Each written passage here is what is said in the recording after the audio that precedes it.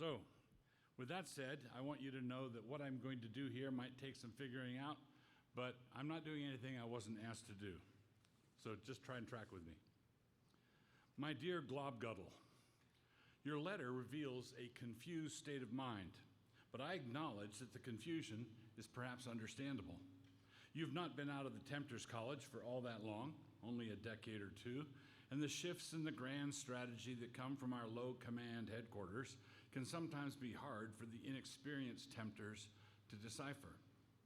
You complain that you're now being instructed to degrade and undermine all the family connections of your patient, when up to this point you thought that the object of our work was to make people complacent and self-satisfied in and with their families. You understood that our purpose was to make people complacent idolaters of the family. This was in fact the case at one point in time, and so this is admittedly a change of direction, but it is not at all a change of purpose. It is not at all a change of our goal. That was the strategy, but only in the sense that the opening 3 moves in a chess game are, quote unquote, the strategy. What can follow after those opening moves may be strikingly different, but they were the point all along. Whatever separates the patient from the enemy will serve in its turn. And so our Father below does not mind whether we push someone into the mire or pull him into it. What matters is the mire and not the direction from which we work. Pushing or pulling, it's all one to us. What matters is the mire. You are a devil, which means that your loyalty is to the mire and not to a particular set of tricks. You must never let yourself get attached to a specific technique, whether pulling or pushing, as though that were the thing.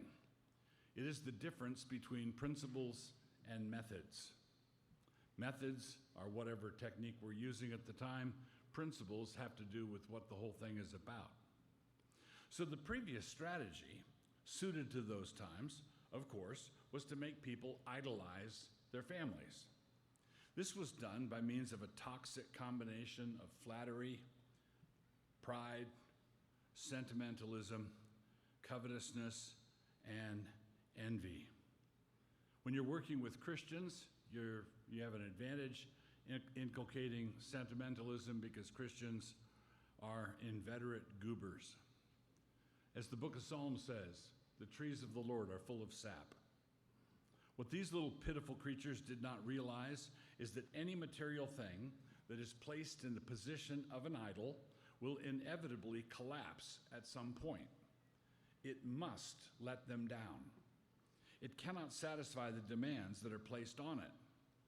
The legs of the table, the legs of that table, are far too rickety to bear much weight at all, and so naturally it was our desire that they put as much weight on it as we could get them to do. But what we were aiming for all along was the collapse. We weren't trying to make them stronger, for pity's sake. And so that means that when it does let them down and the rickety table collapses, we will be there immediately, right at the elbow, ready and waiting to urge them into despair and disillusionment. The collapsed idol falls apart under its own weight. But when it has done so, we use the corrosive elements of despair as an acid to further degrade the integrity of any of the remaining pieces. This is where we are now. Back in the 1950s, back in the earlier era, there was a real tendency to idolize the family, and that idolization was something that we encouraged, that's something that we pushed, that's something that we were behind. But we weren't behind it because we wanted them to be family-centered. We were behind it because we wanted people to put too much trust in it so that the whole thing would collapse, which it is now doing. When the whole thing collapses, of course, it can do this in 2 different arenas. One of them is in the life of the individual, and the other is in the transition between generations. Not only can individuals become disillusioned, but so can generations. When we've been successful with a large number of people in the same generation, And at the same time, the sin we are inculcating can take on a generational characteristic. What began as a young person's impatience with a peevish grandfather can by degrees become a generation's impatience with an older generation, all of them lumped together. That is where we are now, and that is part of the rationale why there has been a shift in our strategic maneuvers. Our current assignment is to lure these little pests into believing that they are strong and independent monads, strong and independent individuals. They don't need anybody else. They stand alone. They are the true and autonomous individuals. What we are insinuating into their hearts and minds is that fatal word individualism. Individualism. Not individual, but individualism. Those humans with common sense can see through our efforts at once. The doctrine of individuals is plain enough, like looking at the distinct leaves on a tree. Individuals have genuine reality created by our enemy, just as the leaves on the tree really are distinct from one another. This leaf is not that one. This kind of individual distinction is the work of the enemy, and we just have to put up with it. The thing that makes them leaves on a tree, however, is that they are all united in the root. That is the kind that we are literally hell-bent on getting them to ignore or forget. So if you look at this pebble that you picked up in North America, and that pebble that you picked up in China, or this pebble that you picked up in Africa, and that pebble that you picked up in Greenland, those pebbles are radically distinct from each other. They don't have anything to do with each other. Different pebbles, different kinds of rock, everything about them is different. And you can tell at a glance that this pebble is not that pebble. You can also look at a tree and say that this leaf is not that leaf. This leaf is turning brown, this leaf is still green. You can tell the leaves apart just as easily as you can tell the pebbles apart. And so it's easy to make these stupid little humans think that leaves are like pebbles, that they have no connection at all.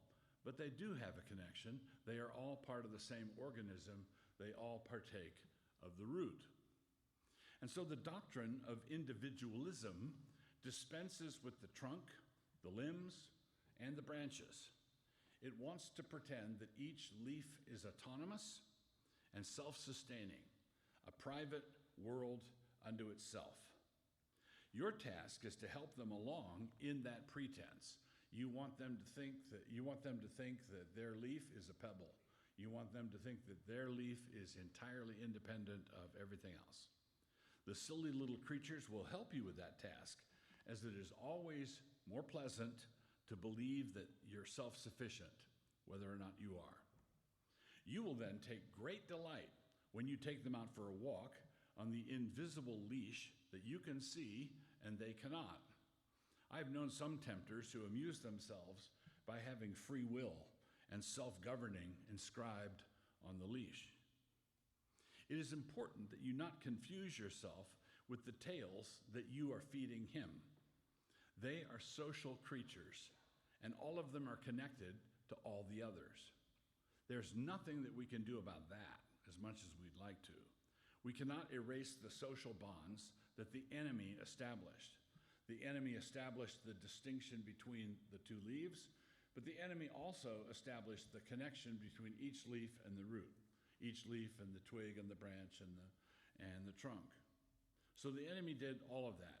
The only thing that we supply would be the lies about the leaves and the trunk and the root. The current official policy is to lie about the existence of the root at all. There is no root, there is no commonality. You are radically distinct. You are radically independent. You, my little chump, get to make your own decisions. So we cannot erase the social bonds that the enemy established. We can get them to forget the root, but we cannot get rid of the root. But what we can do, and what we have done with a great deal of success, is to bend and twist those bonds, and we do that by lying about them. we lie about them by denying that they're there, or if they insist on remembering that they are there, we lie about the nature and character of the commonality. Now, globguttle, we have certain basic tricks. We've taught you all the routine holds, and it is up to you to make the most of them. I trust you remember the most entertaining one, usually highlighted sophomore year at the Tempters College. It is always a student favorite. It remains one of the standard moves, and it amazes me that this one still works. And it is to have two people pulling away from each other, with each one fully convinced that the other one is the one pulling away. Let me repeat myself. It's to have two people pulling away from each other, with each one fully convinced that the other person is the one who is pulling away. This is accomplished by persuading your man that he is simply, quote-unquote, responding to the other person's rejection of him. Make sure to coordinate with your colleague on the other side of the equation. Make sure you're both running the same play at the same time. Why does this person want to have nothing to do with me? So you have two people facing each other, and both of them, there's a thought bubble above their head, and both of them are thinking the exact same thing at the exact same time. Why does that person hate me? Why does that person hate me? Very entertaining. If you are successful, you and your coworker on the other end of the rope will have quite the entertaining time. Your man will take offense at the other fellow taking offense. And if you time it right, you can get each of them to pull away because the other person is pulling away, and they will both be right. And they will back away, and they will both have a true grievance against the other person. We were such close friends, but then one day they went squirrely.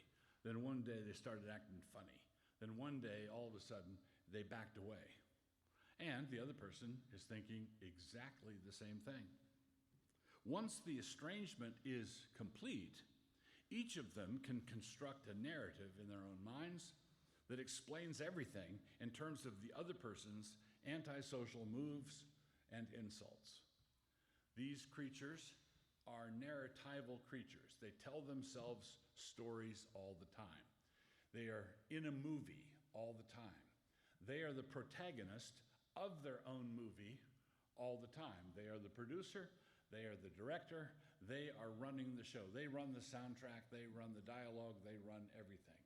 And as it works out, they are also the actor and the protagonist in the film. They are the hero. And because they're the hero, after they've managed this crack up with this former friend or this former colleague, after they've managed that crack up, they go on their separate way. And as they go on their separate way, they start rewriting the screenplay. They start rewriting the story in their head. And as they rewrite the story, they write it in a way, big surprise, in a way that's flattering to them. They tell the story in a way that makes them the hero. And if you compare notes with your co-tempter, you can have both people walking away from each other, telling themselves the same identical story. It is, of course, great fun. But there's a caution connected to this. And this caution leads to my second suggestion. While the entertainment value of this first maneuver is very high, young devils must regularly be reminded that the game is to capture the prey and not to enjoy the chase. The game is to capture the prey and not to enjoy the chase. You could have this great fun with your patient and have a highly entertaining time, only to have the enemy snatch them from your grip at the last minute, and you have nothing. You had entertainment and nothing to look forward to but the torture down below for having failed in your mission. So, the point is to capture the prey and not to entertain yourself and not to enjoy the chase. That being the case, when it is necessary to forego the entertainment for the sake of a ploy that seems more certain, and this is, as it frequently is, it is frequently the case that you should go go with the slow and steady technique for capturing humans instead of the highly entertaining but volatile approach that I just started with. I would recommend the fomenting of resentments and bitterness. If you want to blow up families, resentment and bitterness is the way to do it.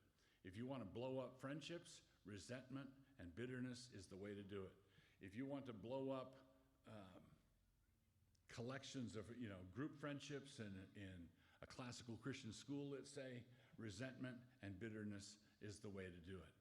If you want to drive people apart from each other, wherever they could start in family, they could start in a military unit, they could start in a company, they could start in a classroom. If you want to drive them apart, resentment is the basic tool. Just as a hammer is the basic tool of a carpenter, so the fomenting of resentment and bitterness is the standard issue tool to all tempters. So, now this has the downside. There's a downside to it. The downside is that it can be more obvious to the patient. But it also has to be said that it has been a true workhorse for us, steady and reliable over the course of centuries. It is amazing how many people fall for it. In a world full of wrongs, it is not that hard to get to a world full of seething resentments. One of these humans once said, with an astonishing amount of insight, is that bitterness is like eating a box of rat poison and then waiting for the rat to die. Doesn't work that way. You can eat a box of rat poison and then, well, you get sick. What you have to do as a tempter is to keep a keen lookout for any kind of slight that affects your patient or even brushes by him slightly. The little things, the things that are not glaring, are often a better tool for fomenting resentment than the monstrous wrong. The monstrous wrong, of course, is easy for everybody in the world to identify, and so you need not concern yourself about them so much. Why? Everyone will be able to see those. But the little daily rubs are the ones you might miss. And if you might miss them, so might your patient. In other words, they're big enough to irritate him, but not big enough for him to register as an offense that has to be forgiven. They're big enough to rub his fur wrong, but not big enough to make him want to, make him want to do the scriptural thing about it. This is why you must notice and why you must make a point of reminding your man about what just happened. You want to nudge him. Look what he just did. You said hi, he didn't say hi. You just little rubs, little rubs. She didn't look at you. She didn't say thank you. He didn't, this is what he did. Those are the little rubs and bumps that can really, if you hover over them the way you ought to hover over them, you can get them into a nice, brisk blaze. The great wrongs have an additional disadvantage as well. Since they are so obviously sins, the texts of the enemy's book that require forgiveness for sins will naturally present themselves to your patient's mind, if only as impossibilities. Right? If somebody does a grievous and great wrong, and it's undeniably a wrong, they stole your car, or they tried to shoot you, or they, some big glaring thing. When the person who is wronged is grappling with this whole thing, the Bible comes up, because this was obviously a sin, big sin, and the Bible says to forgive. If your brother sins against you 7 times in one day, each time forgive. And so the big sin jars the patient into thinking, I've got to do something about forgiveness. And even if he says, well, I can't, he's thinking about forgiveness. He's thinking about the topic of forgiveness at all, which is always dangerous. But the little rubs and the little irritations and the little annoyances, if they are not recognized as sins, can be relegated to a place in the patient's mind where forgiveness is not actually required. It's not big enough to forgive, but it's big enough to annoy me. It's big enough to make me mad. It's big enough to make me not want to be with that person. It's big enough to make me react in all kinds of ways, but it's not big enough to forgive. It's not a sin. I'm not saying it's a sin. I'm just saying I don't like it, and I hate his guts.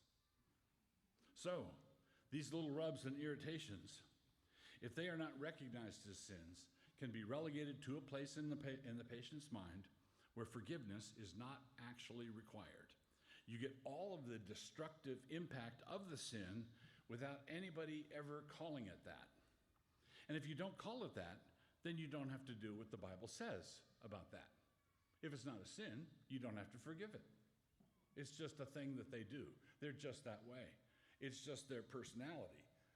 That's just how they go. And so I'm going to be irritated, I'm going to be angry, I'm going to be annoyed, I'm going to be wound tight, I'm going to not like it, I'm going to avoid them, but I don't have to forgive it because I'm not calling it a sin. Now, don't forget, as you're working on your patient, don't forget how bitterness maintains an extraordinarily sharp memory. Bitterness has a really sharp memory. It remembers everything. And why does bitterness remember everything? Well, it has good study habits. Review, review, review, review. You go over that conversation 15, 20 times. You play it over in your mind, and you review it, and you memorize, and then he said, and then I says to him, and then sometimes it veers off into an imaginary conversation. So you have the real conversation, which, because these patients are such chumps, the real conversation is not like you're looking at videotape. The real conversation morphs over time. The real conversation changes subtly. Remember, they're telling a narrative that is going to justify them, and so the whole thing is shifting over time. And then that real conversation, misremembered, will then lurch into imaginary conversations. And in the imaginary conversation, the person who's bitter becomes extraordinarily witty. They have the right comeback at the right time. They said this to me, and then I says to them, I says, zing. No. And so they have this whole thing memorized. If they only studied in school the way they study how other people have wronged them, they would do a lot better. One more suggestion, and then I'm done for this letter. In recent years, we have enjoyed great success with this approach. One of the best ways to shatter the kind of organic family unity that our enemy intends for families to have is by inculcating a spirit of egalitarianism. A spirit of egalitarianism. There is a kind of equality that we detest, of course, like equality before the law. This leads to all sorts of pernicious problems from our point of view, like justice and fair play. We hate that. That kind of equality is our mortal enemy. But our propaganda wing has invested enormous resources in promoting an equality of quote-unquote interchangeable sameness. Interchangeable sameness. When people begin to believe that husbands and wives are interchangeable, or even parents and children, the end result is that nobody knows exactly where they go or what they are supposed to do. Everyone is disoriented. Nobody knows what they are for. And of course, that confusion delights us. We want husbands to not know what their role is. We want wives to not know what their role is. We want kids to not know what their role is. And because of the arbitrary nature of egalitarianism, egalitarianism being the view that everything should be flattened, everybody is equal, everybody's the same, they will frequently find themselves holding an office that they cannot handle at all. The simplest mechanical device, such as a mousetrap, will entirely break down if you try to move the parts around. The spring cannot be the platform, and the platform cannot be the lever. But because we've convinced a multitude of these simpletons that a shuffling of the family roles, sex roles, parental roles, and so on. We have them in the delightful position of being frustrated and angry all the time, while at the same time demanding that they be allowed to continue with the behavior that is frustrating them so much. And again, entertainment value in these temptations is not everything, but there's entertainment value here as well. When I think about the bewildered look on their faces in the middle of this particular confusion, it almost makes me yearn for the role of a tempter again. Almost, but not quite. Your affectionate great uncle, Twist Crank. Questions? I will be back to me now. Any questions? Yes? Yes. So I'm speaking in the voice of Twist Crank as a devil, and he's opposed to God. The enemy is God. And our high command below would be Satan. Yes. Is there another one over here?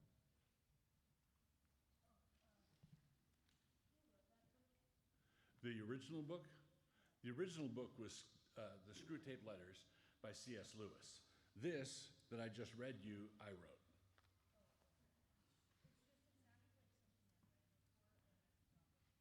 It was what you've read is probably the Screwtape Letters, because I was copying that device.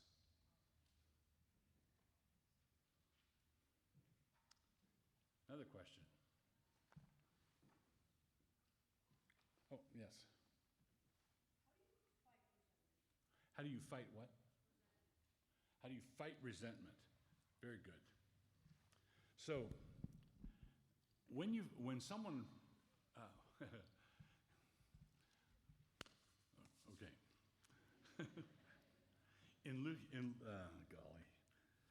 in Luke 17, Jesus says, if your brother sins against you 7 times in one day, 7 times in one day, Jesus says, each time forgive him.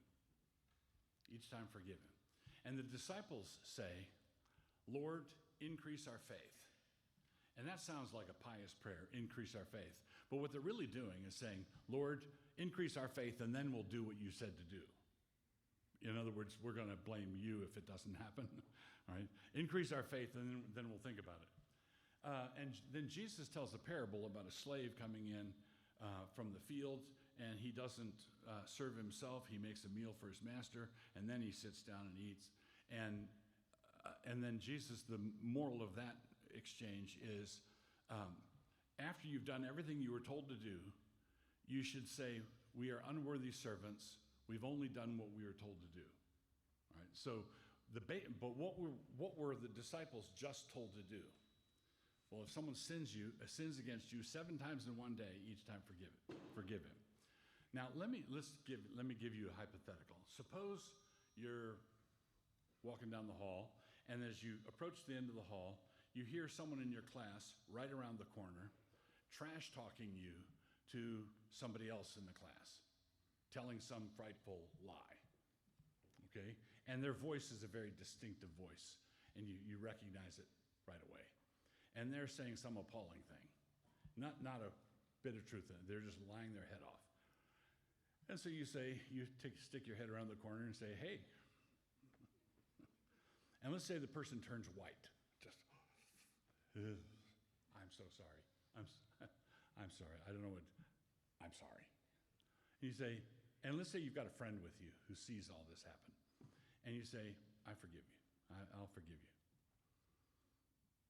And let's say 15 minutes later, you're in the lunchroom, and you're walking along, and you hear a voice around the corner, and it's the same person telling the same story to somebody else. This is strike 2, right? Strike 2. And you walk up, tap them on the shoulder, hey. They turn around, turn white. That was bad. This looks bad, I know. Please forgive me. Please forgive me. And you say, I forgive you. Now, let's say this happens a 3rd time out in the parking lot. Around the 3rd time, would you begin to suspect that this person is not dealing with the root issues? Yeah, they've clearly got a problem because they keep sinning the same way. But what did Jesus say to do? If a brother sins against you 7 times in one day and comes to you and says, I repent, each time, whether or not you think they're dealing with the root issues, whether or not that's true, you must forgive them. And Jesus says, the friend who's with you, when you've forgiven this person for the 3rd time, your friend with you is starting to think of you as super Christian, right? You're super Christian because you forgave them 3 times in a row. But Jesus said 7 times. And after 7 times, you should say, I'm an unworthy servant. I'm only doing what a Christian is told to do. Okay, so the first thing, to answer your question, the way you fight resentment is by accepting the assigned duty from Jesus that you must live your life resentment-free. That's baseline Christian living. Now, you don't earn favor with God by obeying. You are given favor with God through the gospel. But once you are forgiven and you're a Christian, you want to learn how to live in the way that Jesus said. And what Jesus said was the way of forgiveness. It's the way of forgiveness. So you can't, and this would be the second big step, you don't go through life trying to be not resentful. It's not a negative thing. Okay, I'm not going to resent, I'm not going to resent, I'm not going to. It's not so much the absence of resentment as it is the presence of love. Okay? If love and forgiveness and generosity is there, then that's going to exclude every form of resentment. Then the third thing is to remember the joke about the rat poison. If someone punches you in the eye, it doesn't make any sense to go home and then punch yourself in the other eye. I mean, if they hurt you and you become bitter, who is that bitterness hurting? You, which means that you're agreeing with your enemy. Your enemy wants to hurt you and you want to hurt you. Everybody wants to hurt you. And so Jesus says, knock it off, stop it, all done. Was there, yes?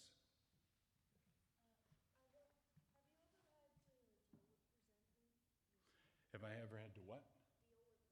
Oh, yeah. I'm 71 years old.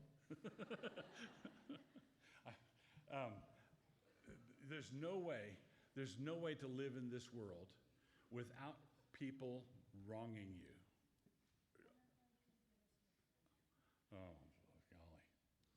Just go into Google and type my name.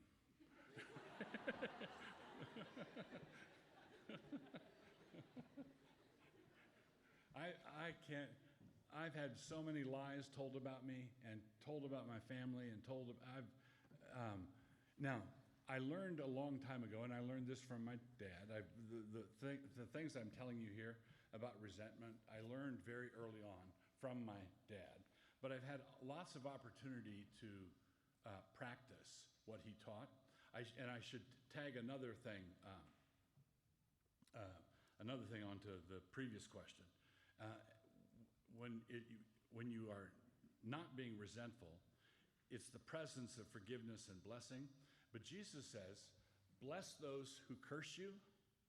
Bless those who curse you. So one of the things that is good to do when, I tell you a little story. One time I was walking downtown, and I get flipped off periodically downtown. One time the effect was dampened considerably by the fact that she was wearing mittens. Didn't have the same impact. Anyway,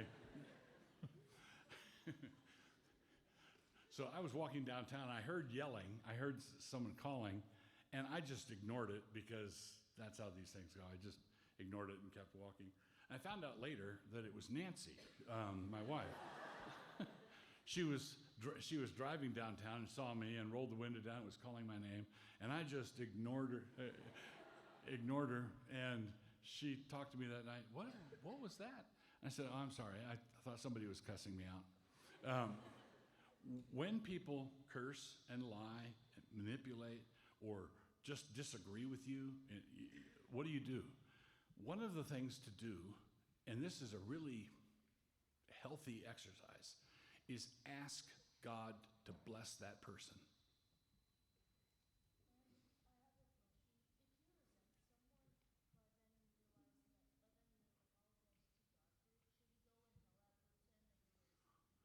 Okay, let me repeat the question. Did everybody hear that? When you realize you're resentful of someone, should you, and you apologize and you seek forgiveness from God, do you then go to the person? And the answer to that is it depends, right? And let me give you two scenarios. Let's say you imagined that they slighted you and they didn't really. All they did was disagree with you or didn't see it your way or whatever. But you got resentful, and you were resentful for a couple of months. And then the Lord shakes you up, you hear a talk like this, or you hear a sermon, or the Lord gets to you and you seek forgiveness from God, and you're forgiven for all your resentment. And the question is, should I go to this person I've been resenting and seek their forgiveness as well? The answer is it depends. If they have no idea that you've been struggling with this, then absolutely not. Don't. Because how's that going to land? I'd like to seek your forgiveness. I've been hating you for the last 6 months. And I would like you to please forgive me. And then you go off forgiven and they're wiped out, right? You're not being kind to them. But let's say it's something more common, than more likely. Let's say that they, over the last 6 months, they came to you. You used to be close friends, and you're now distant. They've noticed. They've come to you a couple of times, and they said, is everything okay? Did I do anything or say anything? And no, it's all right. It's okay. And you lie to them.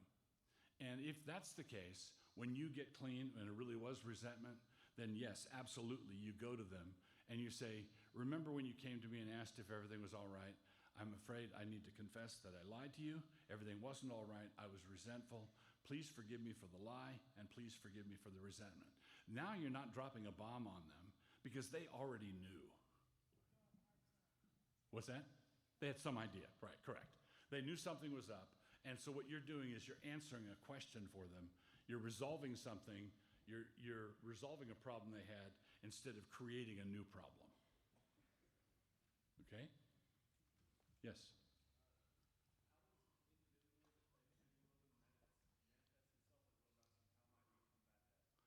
How does individualism manifest itself at Logos, and how to combat that? Okay. So you are going through your education here in classes. A number of you are athletes. You participate on teams. Right? And teams are, athletics is a good place to highlight the principle, but it applies elsewhere as well. How easy is it to be concerned about individual stats rather than team stats, right? Yes, we got creamed, we were wiped off the face of the earth, but I got a personal best, right? If you're thinking, oh, I did okay, but my teammates are let down, then you've got things upside down. It's not bad to notice how you did, but it's bad to front load how you did. So that's the most important thing. Taking this into the classroom, you should not want to be. You should start to learn to think of your class as a moral agent collectively. So classes can be a pain in the neck to teach. Collectively, they can be a pain in the neck to teachers, or they can be a pain in the neck to a particular teacher, or they can be a delight to a teacher because they function. There's a social dynamic that each class, there's a personality that each class has, and that personality is governed by how the leaders in the class speak up and what they direct and what they admonish. Hey, let's not, let's say the lecture wasn't the best lecture you ever heard, and You're coming out of the classroom and some of the students start to dump on the teacher. It's one of the things you can do is to say, hey, we don't want to function that way. That's the healthy sort of corporate identity. At the same time, individuals are responsible before God. So if it says in Proverbs, my son, if sinners entice thee, consent thou not. So there are times when a group of people are going this way, and you have to be an individual and say, no, I'm not going that way. So sometimes you have to lean in the direction of being an individual. Other times you have to lean in the direction of how can we function corporately together in a righteous way. Yes?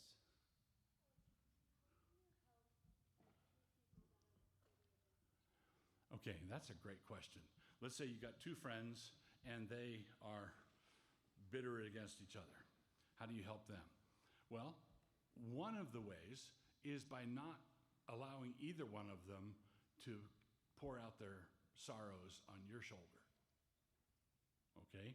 So there are some people in this world who put a sign on their back saying, do you have a beef against anybody? Tell me all about it. And so they do, and all of a sudden you found yourself as the middleman in between them in this dispute. So don't let yourself be put in that position, except with one exception. You can allow yourself to be put in that position if you are allowed to become part of the solution. I'll tell another story. This is something my mom did. Someone came to her. I better wrap this up. Someone came to her and said something like, do you hear what so-and-so did? Psst, psst, psst, psst, psst. Have you ever heard anything like that? You know, psst, psst, psst, psst, psst. And my mom said, she did? Yeah, she did. And my mom took her by the hand and said, well, let's go talk to her right now. No, I don't want to be part of a solution. I just want to talk about the person. Well, if you do that one or two times, okay, I'm sorry that she said that to you. Let's go talk to her about what she said. The first thing you're going to discover if she goes along with you is that she didn't really say that, or there was a bigger, everything, you're breaking up a fight. And one of the principals has two boys in the office. And he says, Billy, what happened? And he said, well, everything started when he punched me back. So you get you get the three of you together. That is constructive. But if they won't go, then you say, please don't share things like that with me. If I can't help, the only way I know how to help is by bringing people together and talking it through. But if you won't let me help that way, then I'm not going to help at all. Okay, well, thank you.